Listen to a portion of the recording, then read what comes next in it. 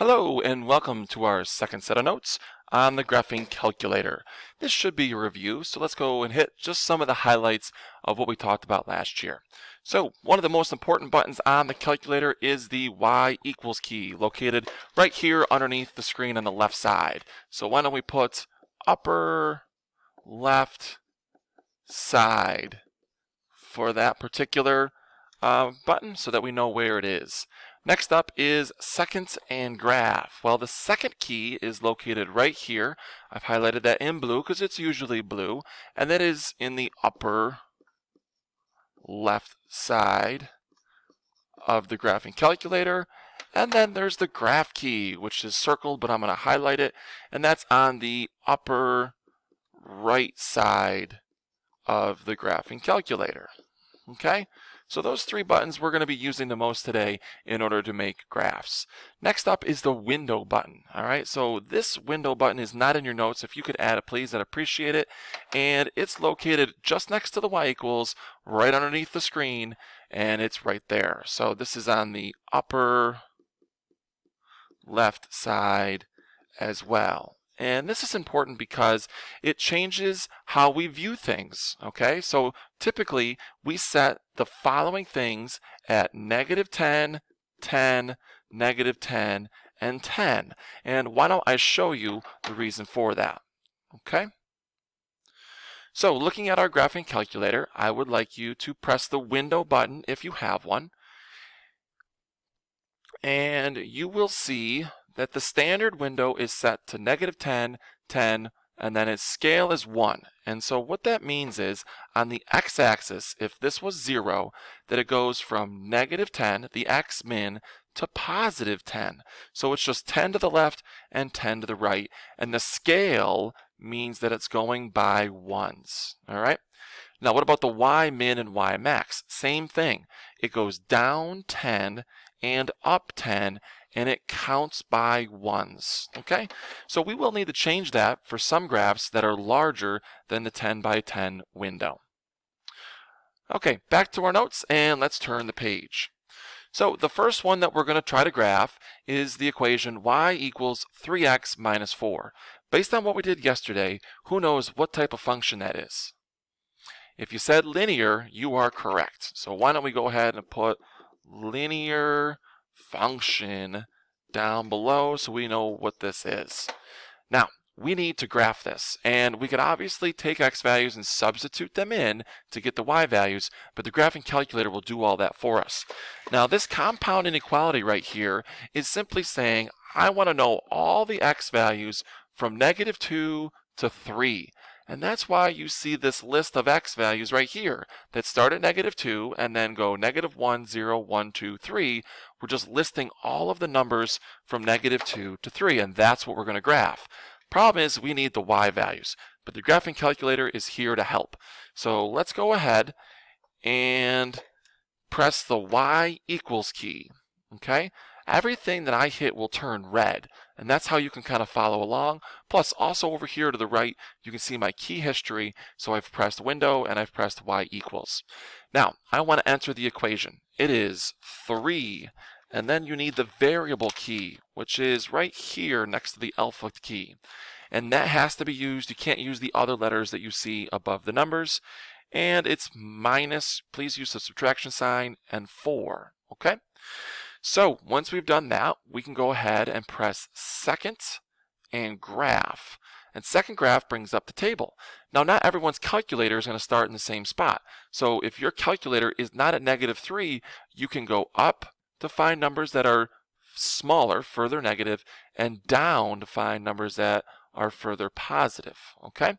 So we need to go from -2 to 3, and our table tells us all those y values that match with the x values. So we simply need to write those down. So at -2, if you're still looking at your graphing calculator, there was a y value of -10, then -7, -4, -1, 2, and 5. And again, I'm just pulling them right off the calculator. Now this is a point. when it's written in a table, it's just a list of points that you're familiar with, where this is the x value and this is the y value, and it can be graphed on the coordinate plane, okay? So again, starting at 0, starting at the origin, we simply count to negative, so 2 to the left, and then down 10. 1, 2, 3, 4, 5, 6, 7, 8, 9, 10 will bring us all the way to the bottom. And we just plot the rest of the points the same way. 1 to the left for negative 1, down 7. Okay?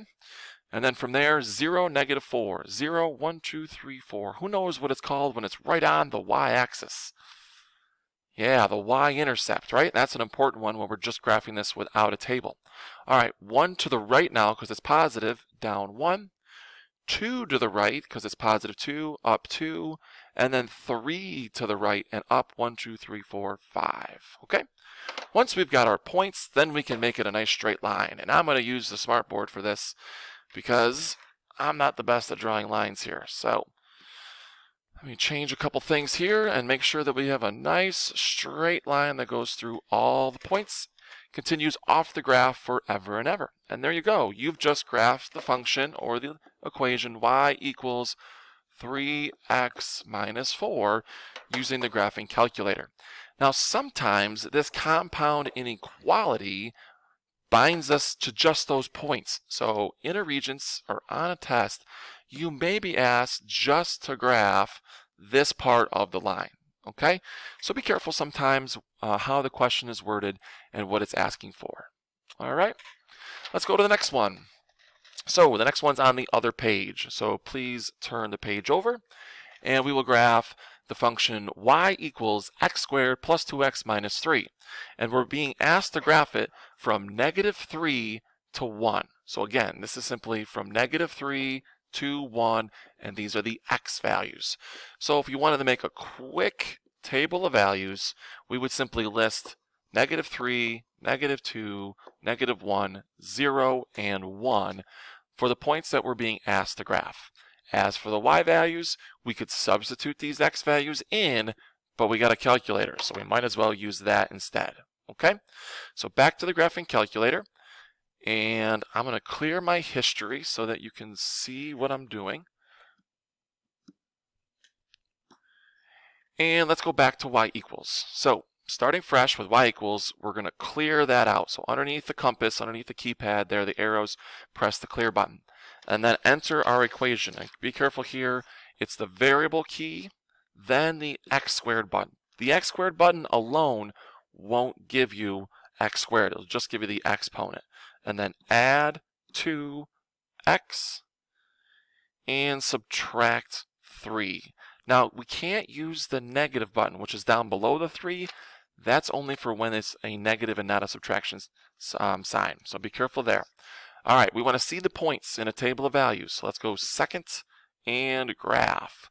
Second graph pulls them up.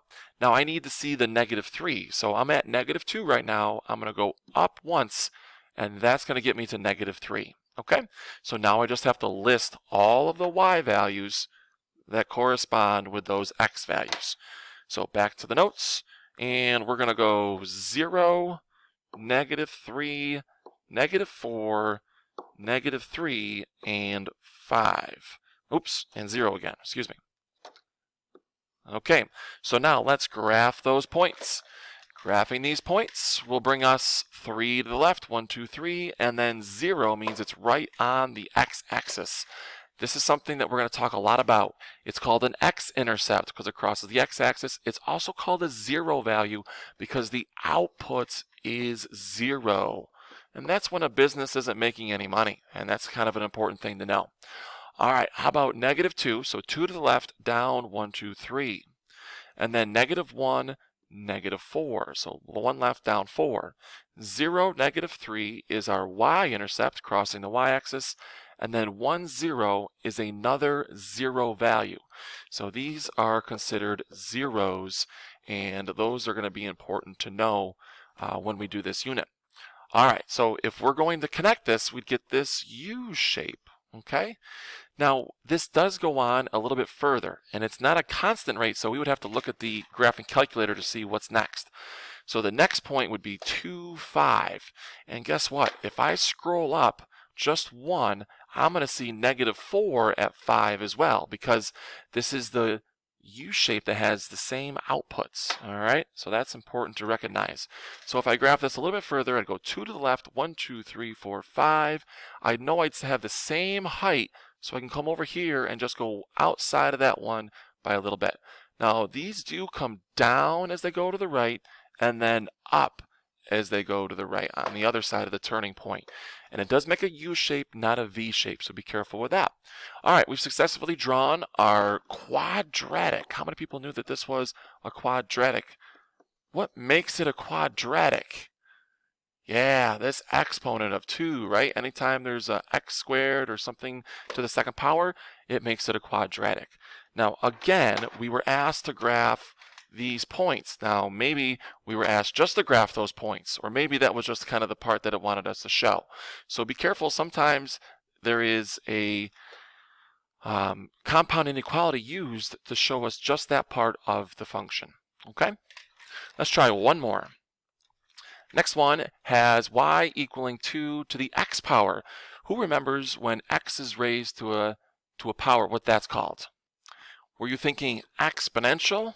Because that is this type of function. Okay? And so these ones are the ones that look like the banana. All right, so we want to write the x values out from -1 to 2. So -1 to 2. And so if we were to make a quick table of values, x and y, we would write this as -1, 0, 1, and 2. All right, so let's go to our graphing calculator so that we can find these out a little bit faster and a little bit easier without all the work. So I'm going to clear my history, and I'm going to go to y equals. So pressing y equals, I need to get rid of that quadratic, clear it out, and enter this as just 2. We already have the y equals. Now I need to raise this to the x power. So I press this button underneath the clear. It's kind of looking like the caret or the up arrow. You can see my calculator brought it above the 2, and then I have to go back to that variable key. And that's it for this one. Just type exactly what you see. Press second and graph, and you will bring up a table of values. Now you can see that they start off as decimals, like really close to 0, but not quite, right? We talked about how this doesn't cross the x-axis because they never end up being negative. But we want the values all the way until 2, so there they are. So we have the 1/2, the 1, the 2, and the 4. All right, so let's go back to the notes and write this down as simply 0.5 or 1/2, 1, 2, and 4. Okay, coming back over to our graph, let's go ahead and plot those. Starting at 0, 1 to the left, and half is exactly what it sounds like. Not quite all the way to the grid line in between 0 and 1. And now 0, let's go to 1 this time. Perfect. And then 1 to the right, up 2, and 2, up 1, 2, 3, 4. Okay? Sometimes you might just be asked to graph this much. Okay? But if it is a continuing exponential function where you want to see the whole thing, it will continue to rise very rapidly and get really close to the x-axis, but never actually go below it. And there is that banana shape. Not a bad idea to always throw the label on it. Okay? So, some of you have been probably sitting there saying, I don't have a graphing calculator, Mr. Petrie. Well, guess what? I've got an answer for you. All right, and that answer is desmos.com. All right, so I'll give you a chance to type that in, desmos.com, and this is your online graphing calculator. So when you get to this website, there is a blue button right in the middle that says Graphing Calculator, and this is free for students to use and pretty cool. So go ahead and press that, and then you get this box with the flashing cursor. So all you do is you type in the equation just like you would in a graphing calculator, but you don't need the y equals, you simply need the expression. So our first one was 3x minus 4, okay? And it's not typing, 3x minus 4. So there it is. I did it twice. And you can see that we get a line. Perfect. And you can maximize or minimize this and see how big it is off the screen. And you're like, what about the table of values? Well, press the gear. Okay, so if I press this gear, I give some options. I want to press this table looking thing, and there you go. It pulls up a table of values. And you can do the other functions the exact same way. So I hope this helped, and please let me know if you have any questions, and we'll see you on the flip side.